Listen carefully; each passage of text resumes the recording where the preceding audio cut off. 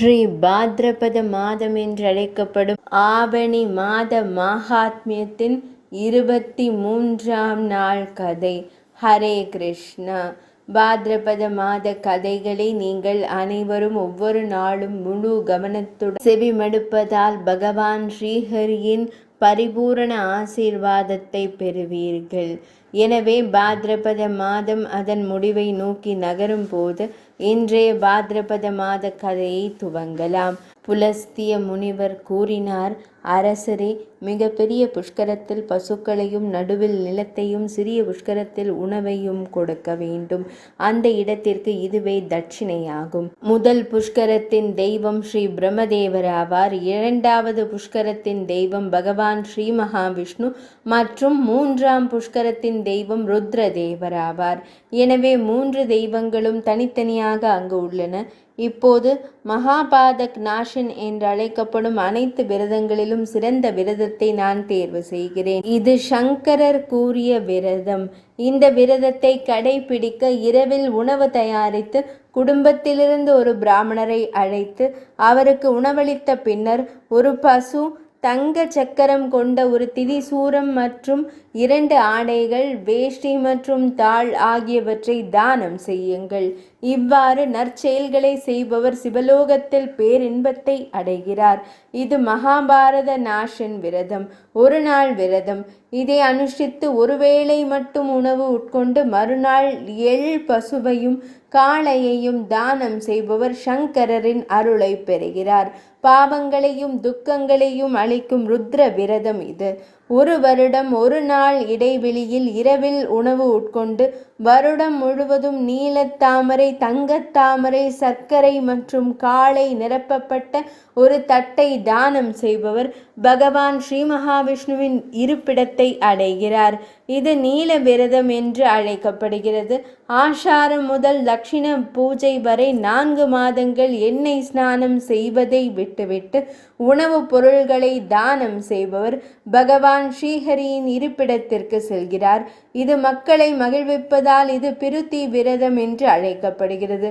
சுச்சைத்ரா மாதத்தில் அவர் தயிர், பால், நெய் மற்றும் வெல்லம் ஆகியவற்றை கைவிட்டு அன்னை கௌரி தேவியை மகிழ்விக்கும் நோக்கத்துடன் ஒரு பிராமண தம்பதியினரை வணங்கி அவர்களுக்கு சாறு நிரப்பப்பட்ட நேர்த்தியான ஆடைகள் மற்றும் பாத்திரங்களை தானம் செய்கிறார். கௌரி தேவி அவரை கண்டு மகிழ்ச்சி அடைகிறார். இந்த கௌரி விரதம்தான் பவானியின் அருளை வழங்கும் விரதமாகும். ஆஷாத் மற்றும் சாத்துர் மாதங்களில் எந்த பழத்தையும் உட்கொள்ளாமல் சம்சா அளிக்கும் நாளில் நெய் மற்றும் வெல்லம் கலந்த ஒரு பானையையும், கார்த்திகை பௌர்ணமி நாளில் ஒரு பிராமணருக்கு சிறிது தங்கத்தையும் தானம் செய்பவர் ருத்ரலோகத்தை அடைகிறார். அது சிவவிரதம் என்று அழைக்கப்படுகிறது. ஹேமந்த மற்றும் சிசிர மலர்களை பயன்படுத்துவதை நிறுத்திவிட்டு தனது பலத்திற்கு ஏற்ப 3 தங்க மலர்களை செய்து பால்குண பௌர்ணமி நாளில் சிவபெருமானையும் பகவான் ஸ்ரீ மகாவிஷ்ணுவையும் மகிழ்விக்கும் ஒருவர் அந்த வருடம் முழுவதும் அன்னை பவானி தேவியை மகிழ்விக்க ஒரு பிராமண இணையை வாங்கி அவர்களுக்கு ஒரு படுக்கை மற்றும் குருவையும் தேவையான பொருள்களையும் தானம் செய்கிறார். அவர் ஒரு கவாரி லோகத்தில் வசிக்கிறார். அது சௌபாக்கிய விரதம் என்று அழைக்கப்படுகிறது. ஒரு வருடம் அமைதியாக சந்தியா செய்யும் த்விஜர் என்று அழைக்கப்படும் பிராமணர் ஆண்டின் இறுதியில் ஒரு பானை நெய், 2 ஆடைகள், வேஷ்டி மற்றும் தாள் ஆகியவற்றை வழங்குகிறார்.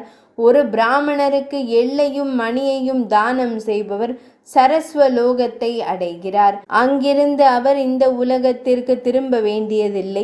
இந்த வழியில் ஒரு வருடம் கடந்துவிட்டால் தூய தங்கத்தால் ஆன 8 விரல் தாமரையையும் எள்ளால் ஆன பசுவையும் சாம பாடல்களை பாடும் ஒரு பிராமணருக்கு தானம் செய்யுங்கள்.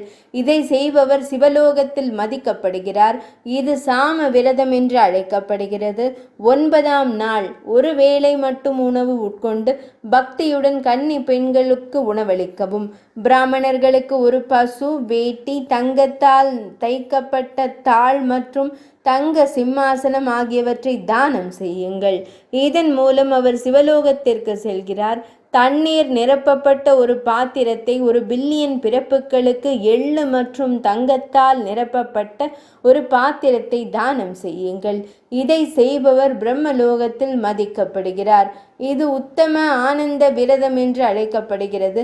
மாதத்தை முற்றிலுமாக கைவிட்டு விரதத்தை கடைபிடித்து அதை முடிக்க ஒரு பசு மற்றும் வெற்றிலைப்பாக்கு தானம் செய்பவர் அஸ்வமேத யஜ்ஞத்தின் பலனை பெறுகிறார். இது அஹிம்சா விரதம் என்று அழைக்கப்படுகிறது. ஒரு கல்பம் அதன் பலனை அனுபவித்த பின்னர் இறுதியில் மனிதன் ஒரு அரசனாகிறான். மாக மாதம் என்று அழைக்கப்படும் மாசி மாதத்தில் சூரிய உதயத்திற்கு முன் நீராடிய பிறகு பிராமணரை வணங்கி அவருக்கு உணவளித்த பின்னர் உங்கள் திறனுக்கு ஏற்ப ஆடைகள் மற்றும் ஆபரணங்களை தானம் செய்யுங்கள். இது சூரிய விரதம் என்று அழைக்கப்படுகிறது. அதை பின்பற்றுபவர் பகவான் ஸ்ரீ மகாவிஷ்ணுவின் இருப்பிடத்தை அடைகிறார். மேலும் இது விஷ்ணு விரதம் என்று அழைக்கப்படுகிறது. 1 வருடம் தினமும் பாயாசம் உட்கொண்டு வாழ்ந்து விரதத்தின் முடிவில் ஒரு பிராமணருக்கு ஒரு பசு மற்றும் காளையை தானம் செய்பவர் ஒரு கல்பத்திற்காக லக்ஷ்மி லோகத்தில் வசிக்கிறார். அது தேவி விரதம் என்று அழைக்கப்படுகிறது. அரசரே, இது ஒரு கடந்த கால கதை. பிருஹத் என்ற கல்பத்தில் தர்மமூர்த்தி என்ற ஒரு மன்னன் இருந்தார். அவர் தேவேந்திரனுடன் உறவு கொண்டிருந்தார். அவர் ஆயிரக்கணக்கான அசுரர்களை கொன்றார். சூரியனும் சந்திரனும் கூட அவரது பிரகாசத்திற்கு முன்னால் வெளிரி போயின. அவளும் பானுமதியும் அரசரின் ராணிகள் ஆவார்கள். அவள் அவனுக்கு உயிரையும் விட அன்பானவளாவாள். ஒரு நாள் அரசவையில் அமர்ந்திருந்த போது அரசர் தர்மமூர்த்தி ஆச்சரியம் கொண்டு மயங்கி தன் பூசாரியான பெரிய முனிவர் வசிஷ்டமா முனிவரை வணங்கி, பகவானே, எந்த தர்மத்தின் செல்வாக்கினால் நான் லக்ஷ்மி தேவியின் சிறந்ததை பெற்றேன்? என் உடல் எப்போதும் சிறந்த மற்றும் ஏராளமான பிரகாசத்தால் நிறைந்திருப்பதற்கு காரணம் என்ன என்று கேட்டார்.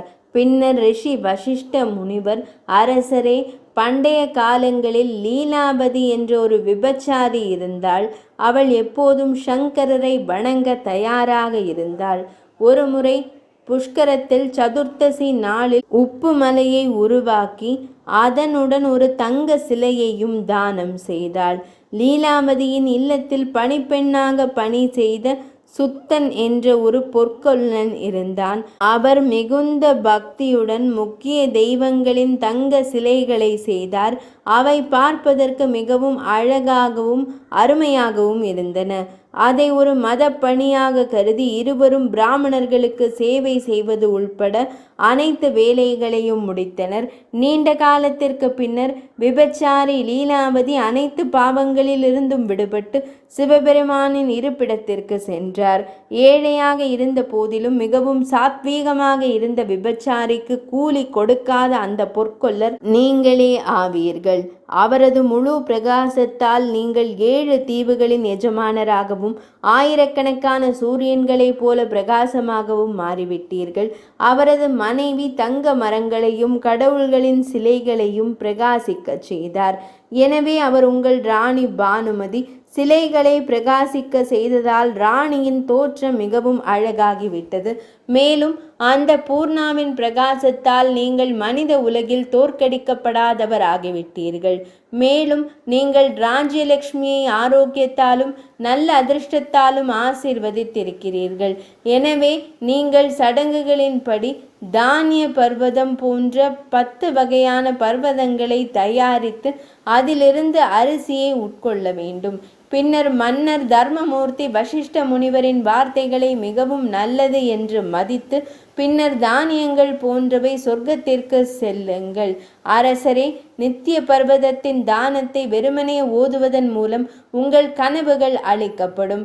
பின்னர் இந்த ஊட்டமளிக்கும் பகுதியில் அமைதியான மனதுடன் அனைத்து வகையான பர்வதங்களையும் தானம் செய்பவர் அவர் பெறும் பலன்களின் விளக்கம் என்னவாக இருக்கும் என்பதை நாளைய பாத்ரபத மாத கதை